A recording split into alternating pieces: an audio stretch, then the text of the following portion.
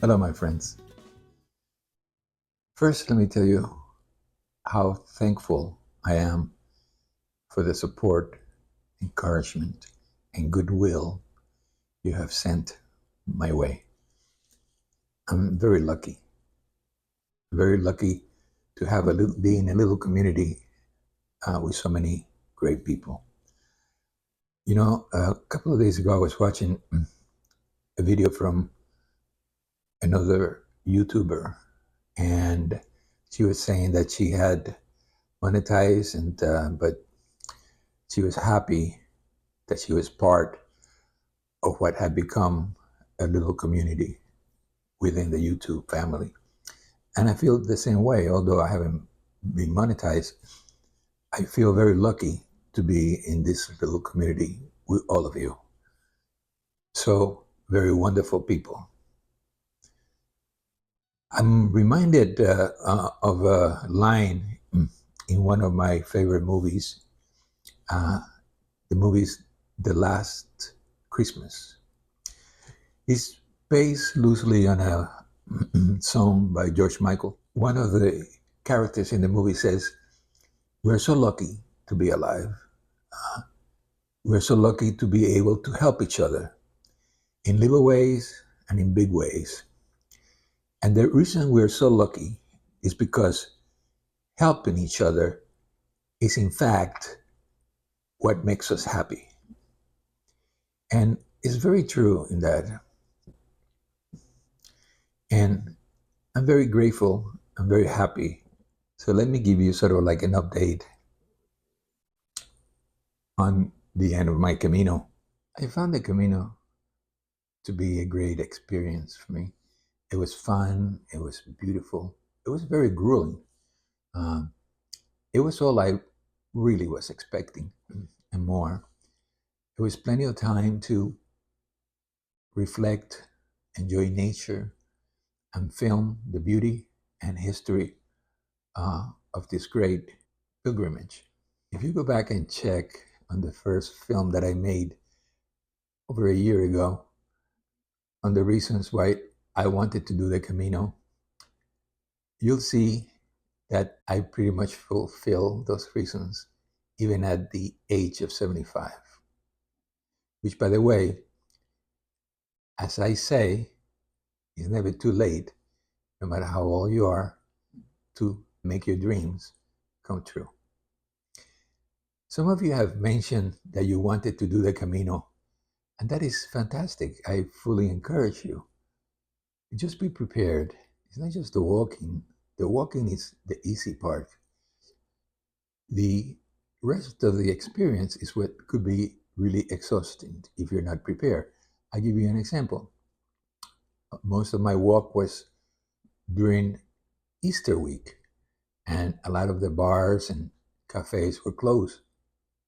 So I had to prepare every morning, or actually the day before, and make sure that I had some food in case I didn't find any during the time I was walking. I'm an early riser, so I usually get started early in the morning. So my day really started at about 7 a.m. and I finished walking between 3:30, or 4 o'clock in the afternoon. Arriving at the towns between 3 and 4 also presented a problem because a lot of the restaurants were closed during that time. A lot of the restaurants opened between 7:30 and 8 o'clock in Spain. So there was no food at the end of the day. So I used this time to do other things that you'll find you need to do on a daily basis. First, when you finish the Camino at the end of the day, you have to locate the hotel, which is not always easy if there's no Wi Fi connection. So you have to ask the locals and hope that they know exactly where the hotel is. So once you find the hotel and you hope that they do have a room that you reserve and they do have an elevator. In one case, I had a room on the fourth floor, with no elevator. So when I arrived, it was rather difficult to climb those stairs to the room. Once you arrive in the room, you have to take certain precautions. You have to examine the room, examine the bed, make sure there's no bed bugs, because bed bugs is a reality in the Camino de Santiago, as it is in many places. But there's so many people trying from so many places, throwing their luggages together in a transport to one hotel to the other. So there could be contamination, even though the hotels could be very clean. In fact, I found the hotels in Spain to be extremely clean. But still, I would recommend strongly when you arrive at the hotel, you take certain precautions. You place your bags in a tub or a shower floor, and you examine anything that has fabric in the room. A lot of hotels have gotten rid of fabric. There's no carpeting.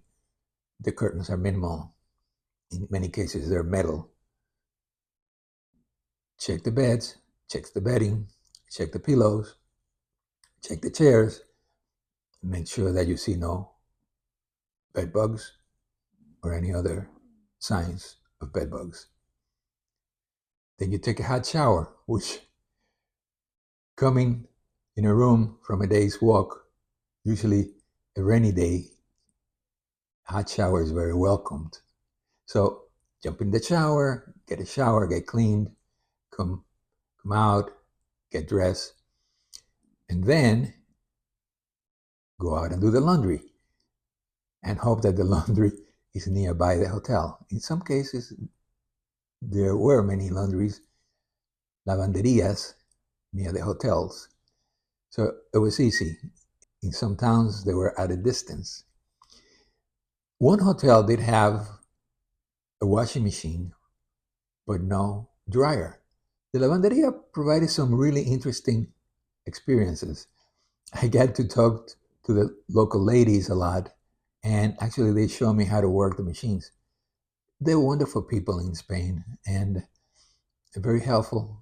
They love to provide help and assistance to the pilgrims. So you find that they'll do anything that they can to make your experience a great one. When you get back to the hotel, you have to prepare your backpack for the next day, whether you're going to be carrying it with you or be sending it ahead in a transport. Now, I had a backpack and I also had an equipment bag where I was carrying my video equipment. Towards the end of the trip, I decided to send the backpack forward on a transport because it was making it more difficult for me to walk with an injured toe. This is what happened. Around the second day, going down hills, and there were plenty of downhills. In fact, if you look at the films and you see all those beautiful mountains in the background, well, those mountains had to be climbed and then they descend. Going downhill again. We came from all the way up there where those pilgrims are coming down the hill and this mountains. It was a heavy climb. Now, things that were going downhill for a while. This is what caused the problem for me. As I was going downhill, I started to feel some pressure on the large toe of my left foot. I thought, well, this is just a pressure that I'm feeling. So I adjusted my walking to put less pressure on the foot. This helped, but unfortunately, I think that the injury had already occurred at this point, and it gradually got worse. If you can look at the film, you can see that I started to walk slow, especially down hills. And this is, of course, to prevent further injury to my foot. In fact, some of the pilgrims that I was walking with asked me if I was having problems with my feet. You'll find that the people that you walk with or you walk along with, you become friends with. I met so many wonderful people from all over the world, from Switzerland, from Taiwan, from Australia, from England, so many places, so many wonderful people. And they were all concerned that I was kind of favoring one foot. And they told me, you can't carry all those backpacks. You have to send, they call me the man with the two backpacks. And they told me, you need to send one forward, which eventually I did. I sent the backpack on a transport to the next hotel. But like I said, I think the damage was already done. And what happens was, and what happens is after walking so many miles, in my case, my foot got swollen. And this put more pressure in the blister, which had been created around the large toenail. And it became really large, pushed the nail up, prevented me from walking, and it became very painful to do that. Even if I covered it, I just wasn't helping. So from Padron, I took a transport to Santiago de Compostela. To me, it was a wonderful trip, and I enjoy Santiago very much. I was a couple of days there. I had a wonderful room. I had a wonderful host. I was able to walk back and forth short distances because I was right in the middle of the old town.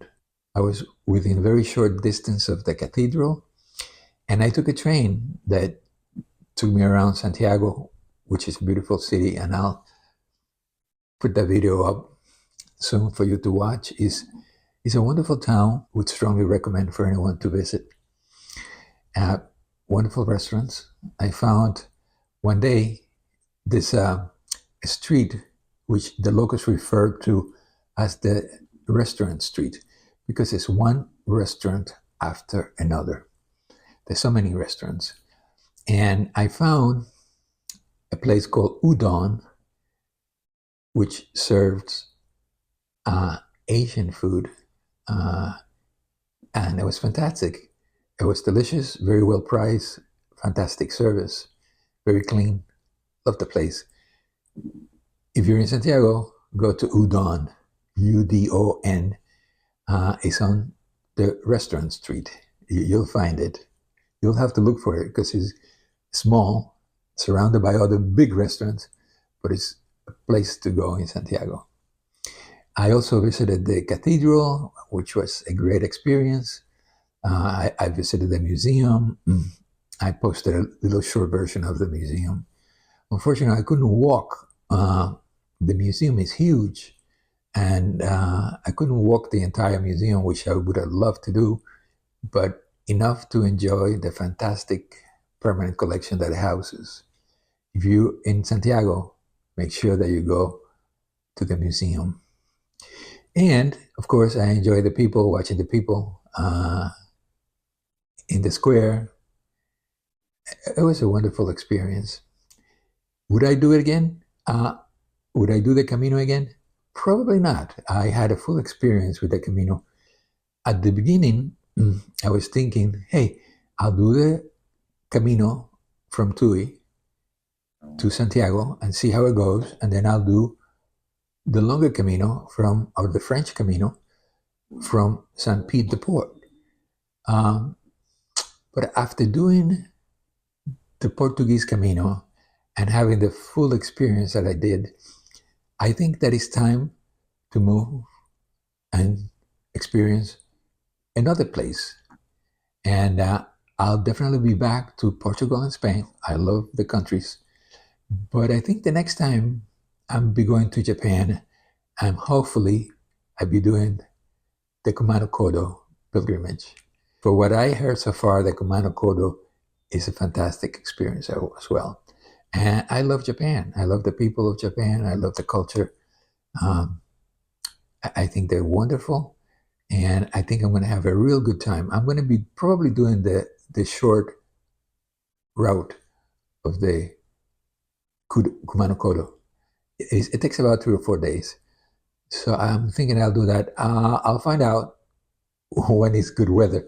I think I had it with rain, but it was a great experience. It was wonderful. I enjoyed every minute of it. And I hope you watch the videos if you haven't done so.